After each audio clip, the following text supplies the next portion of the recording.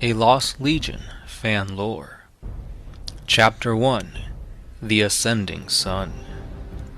The history behind the Primarch of the 11th Legion of Adeptus Astartes has been lost to the Imperium of Man after the Emperor enacted the Edict of Obliteration.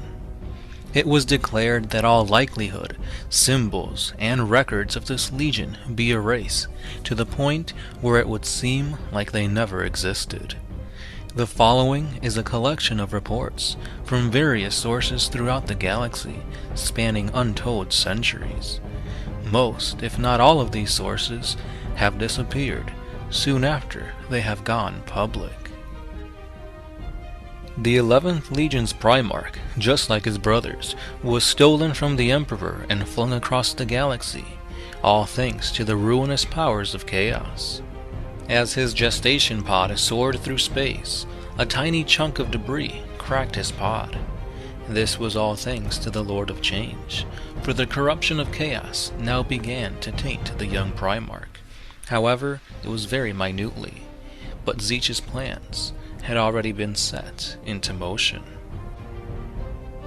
The Primarch's pod landed upon the technologically advanced planet known as Kyosha Vor. The Primarch was quickly found and taken to the leaders of this world, the Council of Three. These three wise men saw this as a sign of the prophecy of the stars, a prophecy that spoke of the coming of a new king who would bring rise to a new evolutionary line to the people of Kyosha Vor. The Council of Three raised him as one of their own. He was educated and trained extensively. There was no task that the young Primarch would not accomplish, and he soon became a master scholar and a very adept warrior. At the time of his maturity, he finally gave himself a name. The young Primarch chose a name that was the very same name as that of the ancient king of Kyosha Vor, the man who would unite the world under his own rule, Alec Elric. Elric then began to travel across the planet alongside the Council of Three. Together, they made their way across the 5 great continents, constructing massive pylons of star energy, or so he was told. During this time, Elric began getting visions of death and destruction, as well as demonic images. These nightmarish visions were actually Tzeentch's way of torturing the young Primarch, assaulting his mental fortitude bit by bit, slowly cracking away at Elric's sanity. The visions were strong, yet few and far between, and so Elric tended to ignore them. During the construction of the final pylon, Elric came across a glimmering shard that, strangely enough, could cut straight through the planet's toughest metals. Taking advantage of this strange crystal's capabilities, Elric fashioned himself a powerful spear, and he used the shard as the tip of this weapon. Once again, Tzeentch was to blame for this little twist of fate, as this was actually a Catan shard.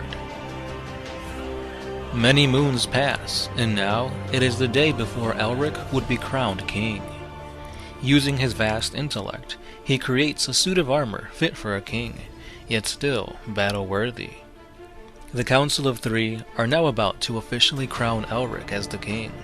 However, the planet shakes and goes completely dark. The world trembles as flashes of emerald light emanate from the pylons. A massive surge of energy pulses from the pylons deep into Kyosha Vor's crust, and moments later, the ground tears itself apart. From within these deep fissures, an army of skeletal warriors begins to crawl out. Alec Elric looks to his mentors, the Council of Three, for answers.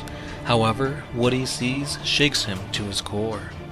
Elric is frozen at the sight of these 3 men morphing into one another, as their flesh twists and turns into a mixture of scales and feathers.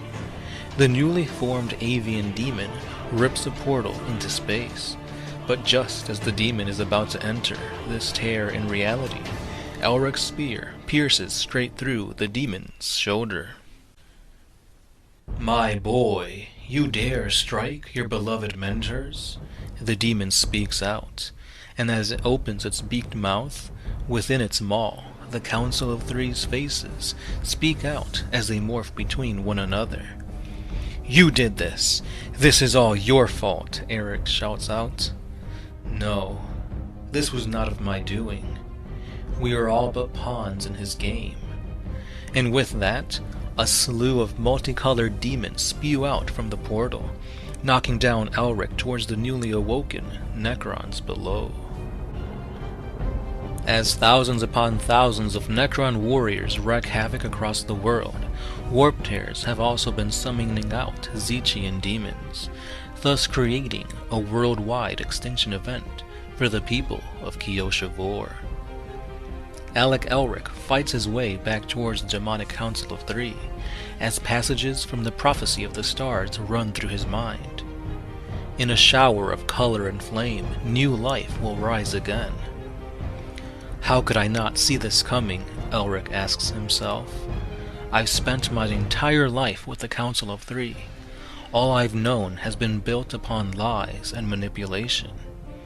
And those that are paying for it are the people of Kioshavor. Covered in the immaterial juices of demons and the ichor-like lifeblood of the Necrons, Elric reaches the podium where the avian demon now stands. The two warriors lock eyes, and a great battle begins. Pushing his body to its limits, the unarmed Primarch takes the upper hand, as each blow struck slows down the demon, yet he is unable to retrieve the spear that is still embedded within the shoulder of the beast. As the battle rages on, searing bolts of green strike at Elric, vaporizing portions of his armor. The Necrons had made their way past Tzeentch's minions, and had now began firing at the greater demon and the Primarch. This momentary pause in the demon's attack gave Elric the opening that he needed, and with all his might he ripped out the spear.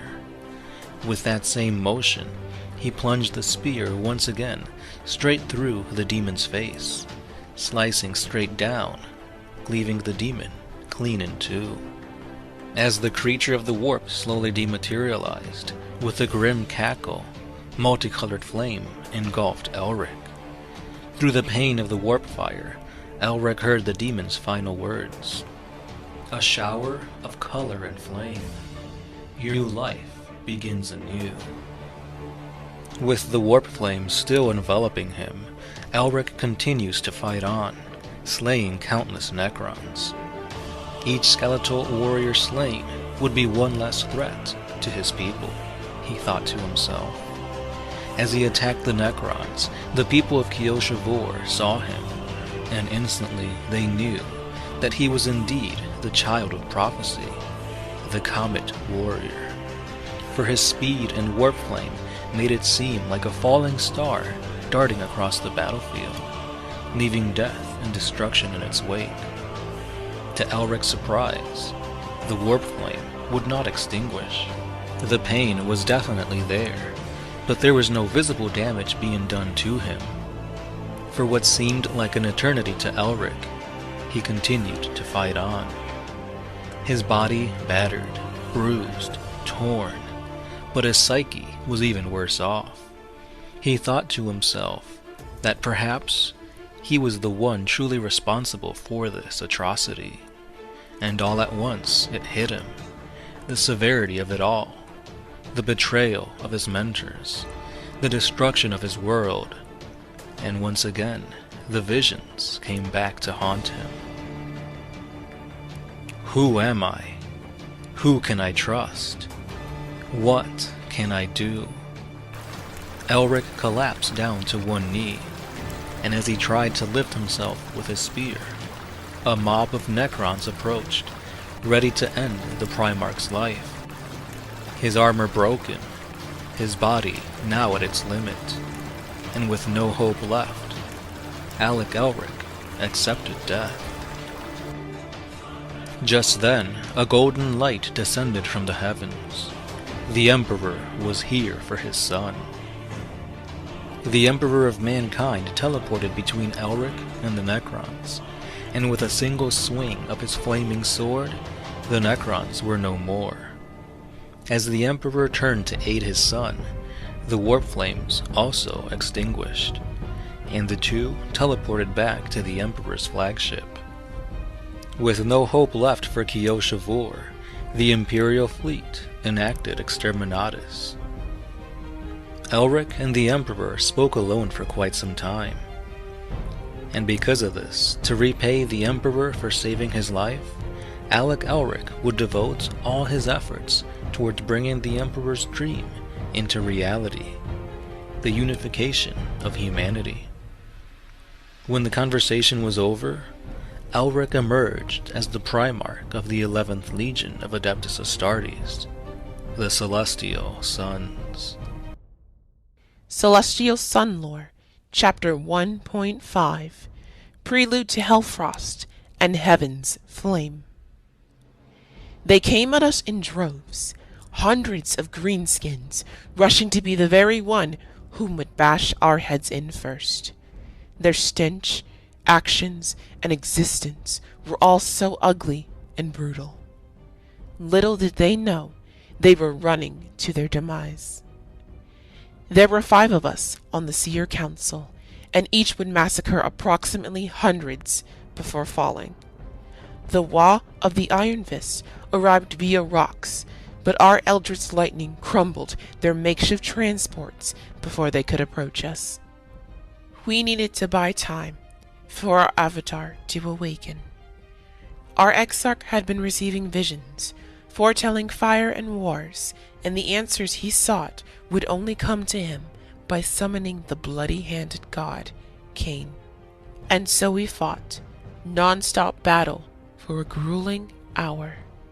Wraith bone blades deliciously bathed in orc blood, while our shuriken pistols jammed at the copious amounts of viscera they possessed. The battle was a gory one, yet not a single orc chose to penetrate the defensive line of the Eldari during the first hour. This is when the war boss arose. With a guttural wah, his generals descended, riding upon massive squigoths. Our warp abilities did little to stop their charge, and before we knew it, they were already upon us. Farseer Ashidra was the first to fall. The massive beast trampled her, and with her death, our force field was weakened. The rain of greenskin fire finally cracked the dome, and another one of ours was taken. Her screams drowned by the echoing laughter of the orcs as they ripped through her flesh. Farseer Onres was locked in a battle as green clashed against white. Before I could act, the war boss drove his mechanized fist directly through Onris's back. Alien and I retreated towards our Exarch, where he was performing the ritual. It was in that moment when I gazed upon a most glorious sight. The mighty Kaela Minshaw Cain had been summoned. With a single slash of his flaming sword, the orcs disintegrated into ash. From the ash, the squiggarts charged forth, impaling the avatar. As they began to melt from intense heat, a thunderous bolt of Wa energy came crashing down. Once the smoke cleared, the next sight caused my heart to stop completely. There stood Warboss Iron Fist, clutching the severed head of the avatar of Cain in his bony fingers. This was the last thing I would see: the death of a god and the rise of Warboss Deadfist. Celestial Sun Lore, Chapter 2, Hellfrost and Heaven's Flame. Rushing headlong into battle, the Imperium sends both the Space Wolves and the Celestial Suns into action. Receiving orders directly from the Emperor, the Space Marines are sent to liberate the enslaved human populace from the rule of Wa Deadfist. The plan of attack was a simple one: Leman Russ and his wolves would focus on drawing the attention of the orcs, while Elric and his Astartes would rescue the humans. They struck in the dead of night. The thunderous roar of the storm eagles and the earth-shaking arrival of drop pods massacred hundreds of thousands of unsuspecting orcs. Leman Russ, accompanied by Bjorn the Fell-Handed, took out a bloody trail of orcs as they made their way towards the war boss. The ground trembled as a stampede of squiggoths charged directly at Russ. With a few well-placed shots from his bolter, Bjorn kills the massive beasts. From behind the bodies of the slain war beasts, Deadfist and his bodyguard challenge the two space wolves. The Fell-Handed takes on all four of the knobs, knowing full well to leave the war boss to Russ, and he would gladly put his life on the line so that no orc would interrupt his Primarch's duel. Leman Russ takes out his mighty axe and charges at Deadfist, while Deadfist also readies his attack. The savage orc brings down his warhammer, but Russ's axe deflects the blow, while also taking out a chunk of the Xenos' throat. Xenos' blood is finally spilled on the battlefield, and Russ lands another devastating swipe across the Xenos' face. Deadfist's lower jaw has completely been severed off. Blood and drool ooze from the wound, and Deadfist is brought to his knees. The Wolf King's axe gets ready to cleave straight through his head, and with a thud, the orc is slain. Angered at such an easy victory, Russ turns his back at the orc. But this battle is long from being over. The Aldari bones adorning this orc begin to brightly glow, and with a mighty wah, Deadfist rises. Leman Russ smirks as he yells, "Now that's more like it! Give me a good fight, beast!" The battle rages on, and with each death of the orc, it continuously gets revived via these skeletal remains of the Aldari. Swirling energies of green eldritch stitch the orc together. Each time he emerges bigger, stronger, and tougher. But the worst part of it all is the hundreds upon thousands of orc spores released with each death. Russ knows that this is quite fun, but he has to end it, and soon. Warboss Deadfist, now hulking over the Wolf Lord, comes in for an attack, and in a swift motion, the orc falls. Russ's bloody axe lands upon the bloodstained ground, with Deadfist's brain splattering across the blade. The Wolf King thinks to himself that surely no living being can survive without a brain. But to his surprise, the orc's massive skeletal hands move, and they pin him straight to the ground. Deadfist roars as he lifts a massive boulder above his head, ready to crush his enemy to a pulp. Bjorn attempts to rush to his Primarch's aid, but the warboss's knob bodyguards hold him at bay, for they too have the Aldari bones dawned upon them. Just as the massive greenskin was about to crash the boulder upon Leman Russ's skull, a searing blast of white-hot flame envelops the orc. The intense heat of the warp fire incinerated the Aldari bones, reducing them to mere ash, and their regenerative powers barely kept Deadfist alive. Suffering horrendous burns, the orc's eyes had melted away. His tough orc hide singed to the bone in most places. From behind Leman Russ stood another Primarch, clad in white light. Alec Elric had arrived. "Foul Xenos, die for your crimes against humanity." And with a mighty stomp, Elric killed Deadfist, for good this time.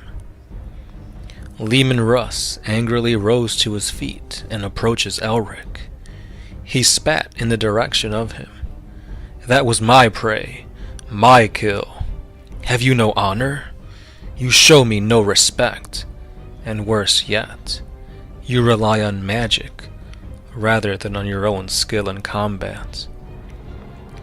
Elric ignores his brother Primarch and turns his attention to the knobs. Once again, Elric's eyes burn white, and he unleashes yet another pillar of white-hot warp flame upon the orcs. This time, the orcs and the bones are reduced to ash. Elric continues to ignore the space wolves, and he continues his fiery onslaught upon the horde of Xenos. Russ looks out across the war-torn battlefield and sees the Celestial Sons pushing back the orcs. Angrily, he orders Bjorn to pull back his legion, and with a snarl, the Wolf King leaves the planet. In a tide of fire and flames, the orc wall has been brought to its knees. With no war boss, the orcs began to fight amongst themselves, and in a matter of days, the orc war machine has been eradicated to the point of only a handful of orcs hiding amongst the swamps of this world. At this point, only a single assault squad was ordered to stay behind and hunt these beasts. The squad was led by Captain Scorn, a Celestial Son regarded as an expert in close quarters spear combat. Deeper and deeper, the 5-man squad went into the swamplands, massacring orcs wherever they were found. Unfortunately, things became a little strange. To their surprise, the local flora and fauna of this area was becoming encased in ice. A trail of frozen dead led them to a small cavern. With weapons drawn, they entered. Upon the walls of this cavern, blood and frost can be seen. Just then, a hail of fire rains upon the Space Marines. Captain Scorn realizes that these are no mere bullets, but actually bolter rounds, most likely stolen from the previous battle. Hanging from the stalactites above, a few orcs donned looted armor, as well as looted weapons from the Space Wolves and Celestial Sun legions. Unfortunately, during this onslaught of bolter rounds, a Marine falls under the hail of fire. But the immediate threat has been taken out. Captain Scorn and the Space Marines have slayed them. Scorn says a few words for his fallen battle brother, and they continue onwards. Deeper and deeper they go. A few moments later, they encounter a Nob in full armor. The orc whoas as he fires off a stream of Hellfrost from 2 looted pistols. This icy stream freezes 2 Marines in their place, but Scorn's spear has penetrated through the orc's stolen armor. Scorn called out to the last Marine, "Varos, let's get these Marines back to the HQ. They need an apothecary ASAP." Just then, Varos notices a blinking red light just under the fallen orc's body. "Captain, run!" he calls out, but he's too late. The Melta charge goes off in an explosion of plasma and Hellfrost, and when Varos comes to, he was the only survivor. He could hear the roar of more orcs coming towards the sound of the blast. With no other choice, Varos picks up his captain's famed weapon, and he awaits the horde. At the Celestial Sun HQ, Apothecary Rolus attempts to vox communicate with the assault squad Scorn, but no response. Just as the sun was rising, the apothecary could see a lone figure walking his way. Armor glistening amongst the dawn's light, it is Varos. He has survived. Upon arrival to the main fleet of the Celestial Sons' Legion, The Primarch, Alec Elric, has named Varos captain of a new assault squad, and thus he has been given the title as Varos of the Dawn's Lance. Celestial Sun Lore, Chapter 3, Deceit and Decay. For quite some time, the 11th Legion had been liberating planets and bringing them into Imperial compliance. Alec Elric, their Primarch, had grown rather fond of his top 3 commanders. These Marines were Sol Oros, Vicus Rowan, and Dante Hueco. These warriors gave their Primarch countless victories during their battles. However, this next mission would be unlike any other. Elric received a distress signal from the Forge world of Aldea. The signal had been emitting for months prior, yet the Celestial Sons continued in their investigation. Sol Oros had been leading a massive force upon the Forge, while Dante Hueco and Varos investigated the moons above. After landing upon the moons, the 2 Marines felt uneasy. After their search, they stumbled across a massive fissure. The ground then began to quake as 3 burrowing demons emerged from beneath the surface. The grotesque foul creatures lunged at the Battle Brothers, but Hueco launched warp lightning, emitting from his fingertips directly onto the beasts. This caused them to explode, expelling steaming hot globs of goo all across the lunar landscape. Dante looked to Varos, and the 2 Space Marines knew that something was indeed amiss. So they decided to descend down into the fissure from whence the creatures came. The deeper they dove, the air began to reek pungently, until they finally reached an opening. And to their surprise, they discovered a massive horde of decomposing humanoids. Amongst these creatures stood a massive, foul, bloated beast in the center. Varos readied his melt-a-bomb as Hueco called in for a Terminator teleport strike on their position. Just as the melt-a-charge detonated, a 5-man Terminator squad arrived.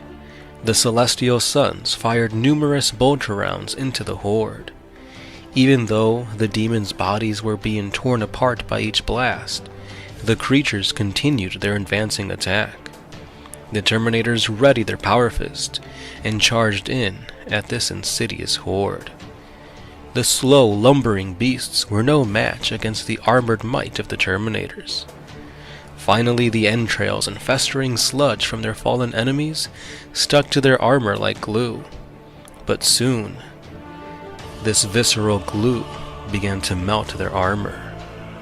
Before Dante Hueco could give another order, large tentacles bursted through the ground, entangling 2 of the Terminators. Their attempts to break free proved fatal, as their lifeless bodies were now being dragged towards the maw of the massive creature.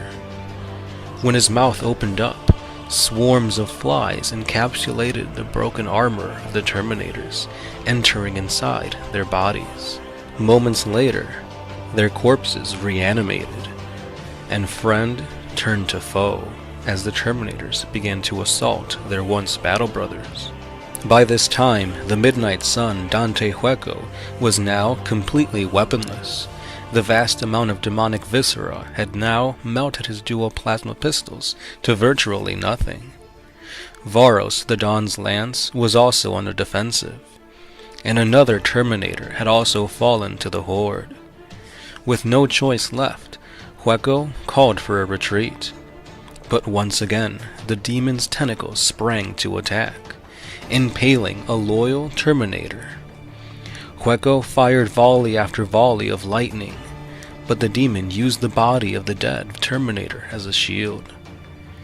Varos then threw his lance, piercing the great demon, but it seemed like no damage was done, for the demon didn't even take notice. Thankfully, Varos had tricked the demon by attaching his grenade belt to the lance. The ensuing explosion sent both the Marines and demons flying in the air. When Hueco and Varos came to their senses, they saw the remaining Terminators holding off the demons. They came to the aid of their battle brothers. However, by this time, death was imminent. The horde was too vast, and the demon still looked like no damage had been dealt to it. They knew that this would be their last attack, and so they drew their combat knives and began to finish off what demons they could. The thunderous blows from the power fists of the Terminators seemed to do damage to the lesser demons, until a massive cleaver made a swift blow, beheading the remaining Terminators. The greater demon cackled as he claimed more lives for Grandfather Nurgle. Hueco then gave the order to Varos, telling him to leave and to get word back to their Primarch. Varos sets on his journey, knowing that this sacrifice would be forever honored throughout the lineage of the Celestial Sons. But then, Varos notices that a tentacle has been hanging on to his foot. The tentacle then applies pressure, cracking his armor and pulling him down to the floor. He knows now that he will soon be turned into the undead, but he will not let this happen. He must not. He has to get word out to his superiors. 4 more tentacles spring up and entice the Celestial Sun. Death is imminent, but just then, the demon bursts into flames. The fires dance around, lighting up every other demon, and changing colors, until the horde is completely extinguished in this mysterious flame. The fires then culminate to one massive pyre, and then they dance their way to the Celestial Suns, engulfing them, yet not harming them. Visions appear before both Varos and Hueco, visions depicting great powers bestowed upon them, should they decide to pledge themselves to the ruinous forces of chaos.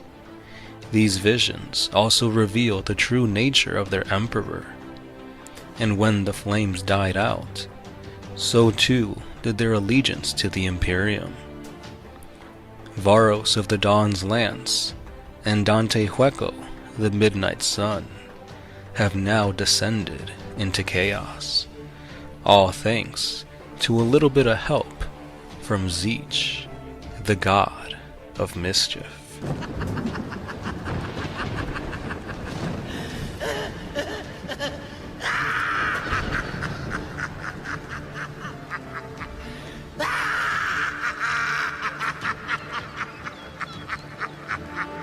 Celestial Sun Lore, Chapter 4, The Forge World of Aldea.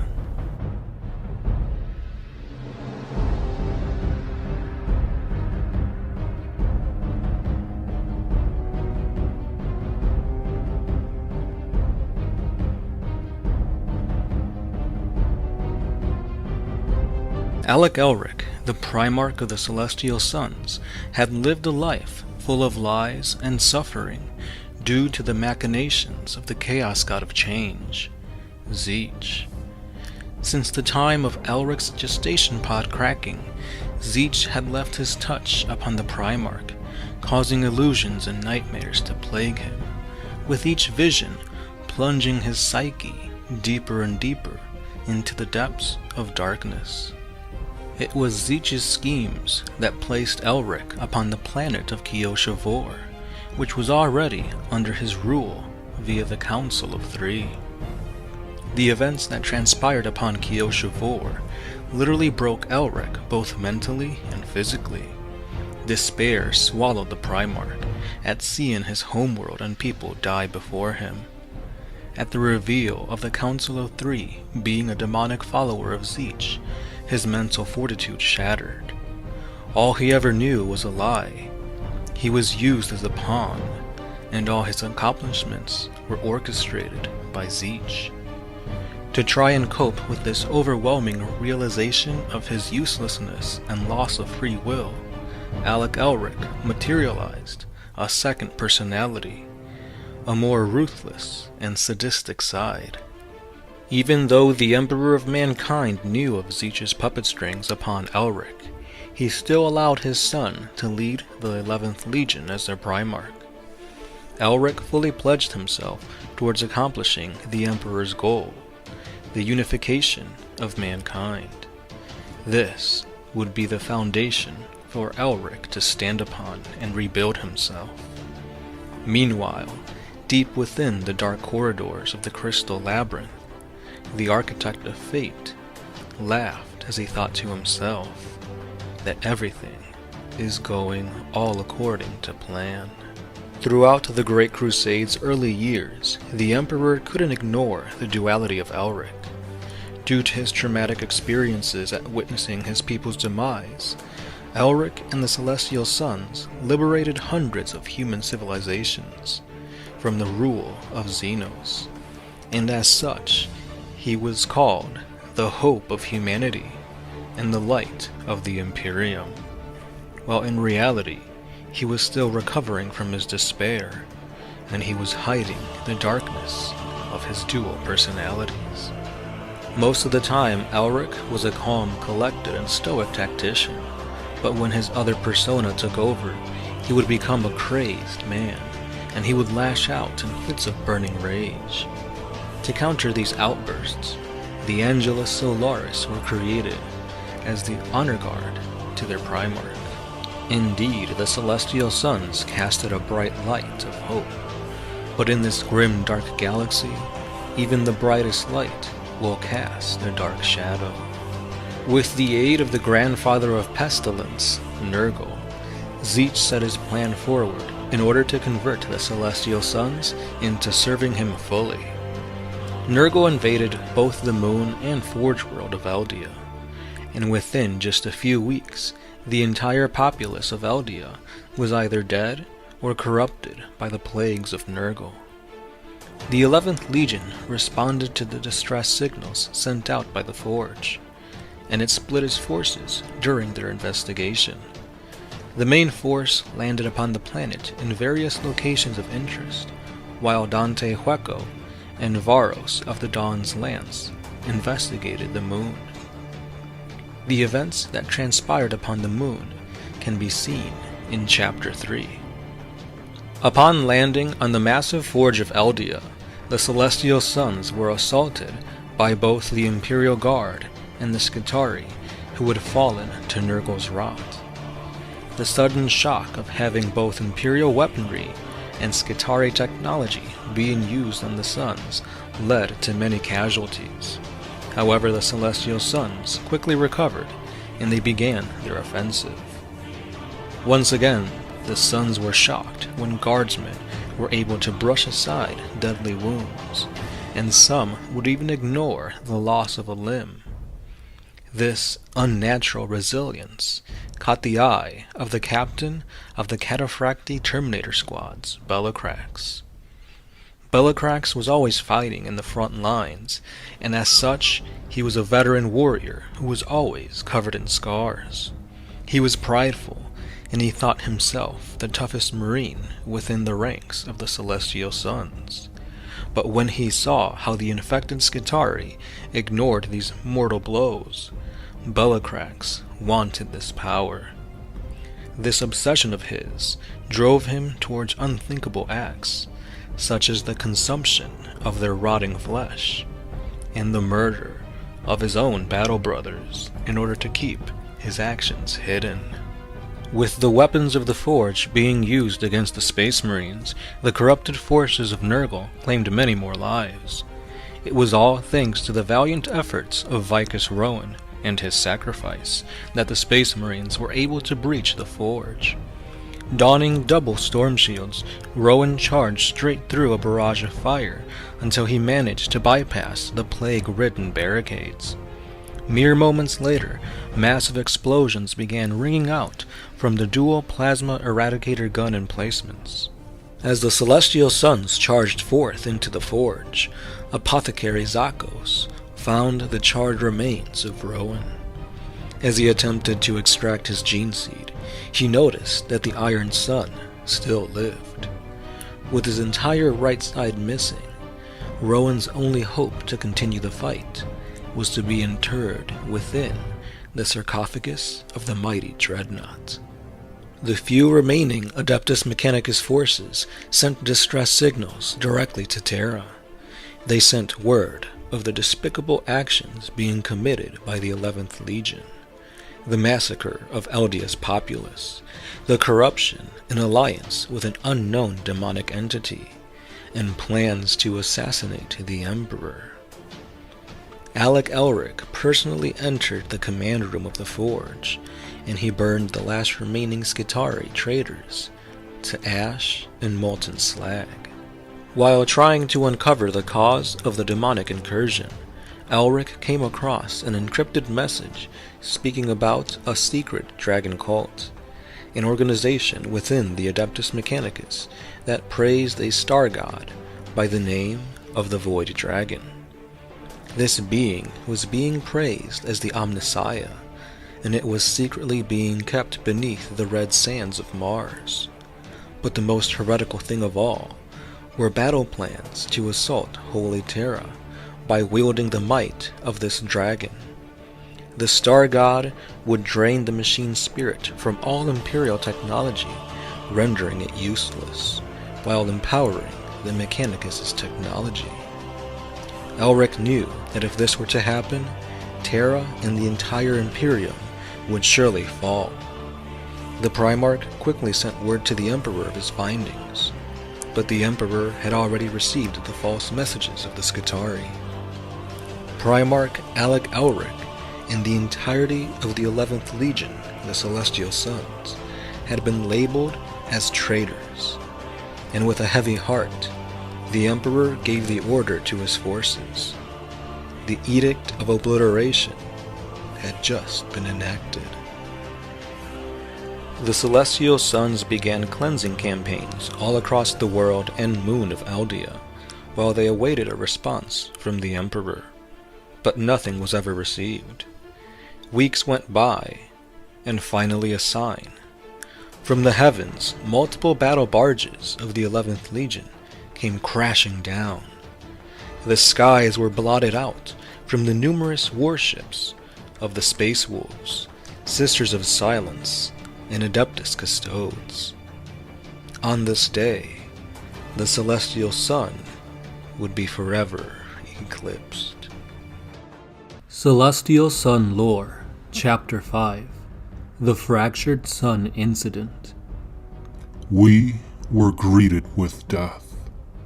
The Emperor had enacted the Edict of Obliteration upon the 11th Legion. For the first time ever, the Imperium sent out its execution force to silence and bury one of their own, the Celestial Sons. The combined armada of the Space Wolves, Sisters of Silence, and the Adeptus Custodes was large enough to blot out the light of the sun. The Emperor had planned out his execution force specifically to annihilate the Celestial Sons. The main force was that of the Space Wolves, for their hatred of psychic users would fuel their bloodlust.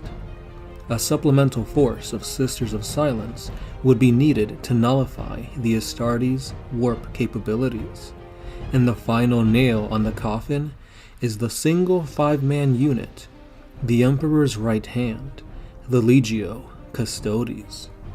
The attack took the Celestial Sons completely by surprise. The Primarch, Alec Elric, attempted to comprehend exactly what was going on. He sent word of his findings of the Mechanicus' plans of a coup via the Dragon Cult. Why strike at one of their own, he thought. Was the Emperor working alongside the cult? He couldn't, for the Void Dragon would cripple humanity via the machine spirit. And then it hit him. This had to be the nefarious doings of the demons of plague and rot. He had walked right into their trap. Yet again, Elric had been played by Tzeentch's plots. But Elric had no time to curse at his puppet masters, for the sky began to rain the wreckage of his fleet. The naval battle above the forge world of Aldea was swift and bloody efficient. Battle barge after battle barge came plummeting down, each fiery explosion shaking the world. Vox communication was ignored by the execution force, and upon seeing hundreds of his battle brothers fall against the orbital strike, Elric ordered any surviving celestial sons to make planetfall, and to make their last stand one worthy of legend. Fierce battles began being waged all across the forge. Perhaps fierce doesn't quite fit, for the ferocity of the Space Wolves was unmatched. They tore into their traitorous battle brothers with no remorse, no hesitation. The wolves had located their prey, and they were out to kill. One looking from the outside would never have thought that the 11th and the 6th had once fought side by side. There were countless casualties and tons of wounded on the Celestial Sun side, so much so that battle brother Arunsar had to erect a makeshift infirmary. He tended to the wounded, but the wolves were quickly upon him. Bolter rounds tore through one of the wounded. Channeling his inner fire, Arunsar summoned forth spears of condensed flame. Fenrisian power armor stood no chance against this psychic attack, and the squad fell as they burned alive from the inside out.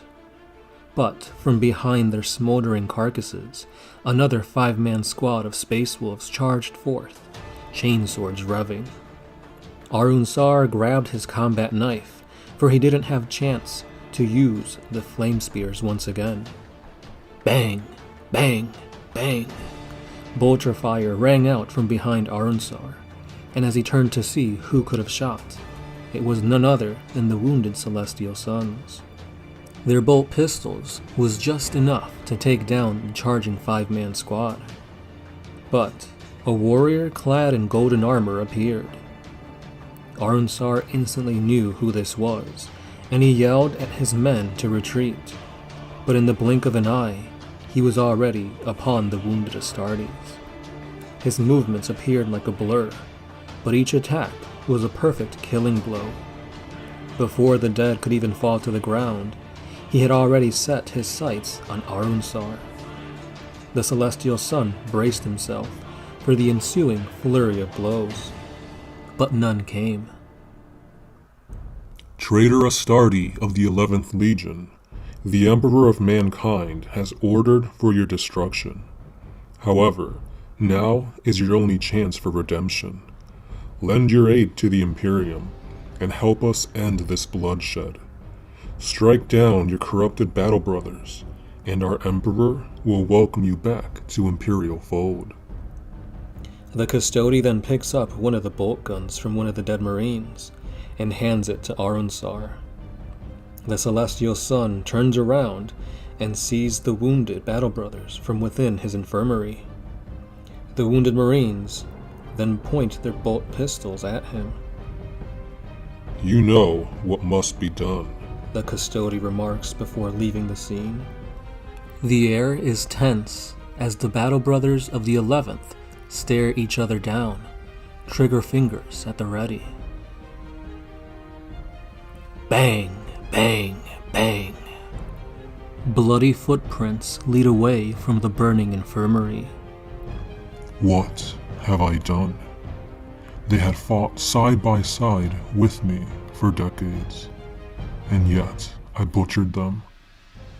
But they deserved it. They pointed their bolters at me, the one who tended to their wounds, the one who protected them, the one who has been blessed by the sun, the one who wields the powers of the warp, the one who will burn everything to cinders. Arunsar falls to the ground, blood pouring out from the bolter wounds all across his body. I've ignored your voice for so long now, but you've won this time. I accept your offer. Arunsar raises his hand up to the sky. Flames begin to engulf the Astarte.